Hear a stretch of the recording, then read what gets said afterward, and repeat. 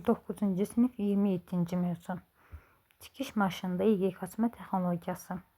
İlgek açma, tikiş maşınının texniki keyfiyyətləri və üstünlüklərlə birbaşa əlaqəlidir. İlgək bütün tikiş maşınında eyni üsundan adi ziqzaq şəkilli tikişlə yerinə yetirilir və hamar düzbucaqlı şəklində olur.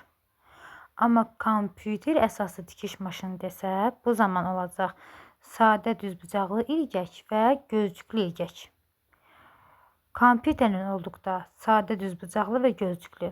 Amma adi tikiş maşında isə adi ziqzaq şəkilli tikiş olur.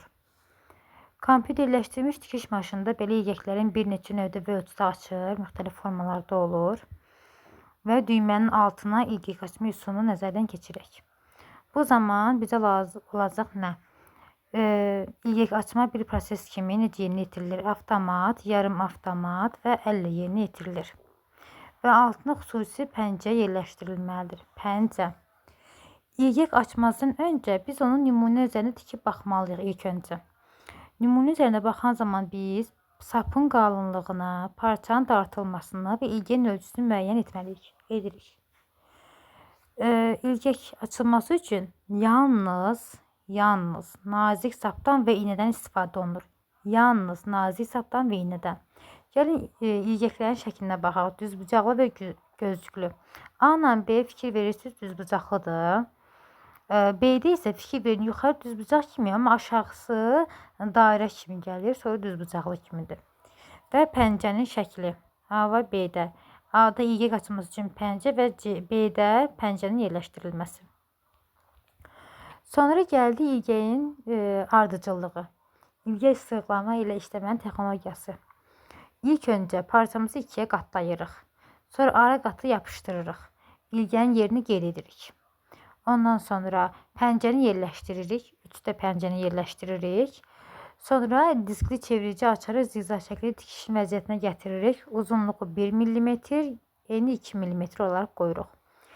İynəni sol vəziyyətə qoyuruq. Birinci sol şəkli 1-ə baxın, fikir verin. Birinci soldur. Sol vəziyyətdə gəlib belə formada.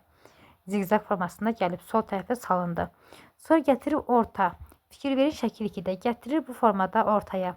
Ortaya gətirən zaman nə olacaq? Tikişin eni 2 dəfə artacaq. Fikir verdiniz, tikişin eni burada 2 dəfə artıb. Sonra 3-4 tikiş atılacaq bərkitmə yerinə. 3-4 tikişi atılır. 7-də deyir ki, sağ vəziyyətə gətirilir. 3. Baxın, sağ vəziyyətə gətirildi. Sağ vəziyyətə gətirildi bu formada. Sonra neyinlər? 2 qat tikiş arası tikilir. Baxın, sonda yenə də axırda 2 qat tikiş arası tikildi. Bərkitmə tikişi də salındı. Ondan sonra neynirlər? Bıçaqla kəsilir ilgəyi. Düşünün ki, buradan artıq düymə üçün yerə keçməliyik biz. İlgəy açırıq. Bu xəttdən, bunun ortasından bu formada düymənin yerini açırıq. Bıçaqla kəsirik. Bunun üçün parça tikiş iynəsinin altından çıxarılır və yaxşı nəticə yerinə yetirilməlidir bu prosesimiz. Yaxşı nəticə alınacaq. Gəlin yenidən baxaq. Neynədik? Birinci neynədik?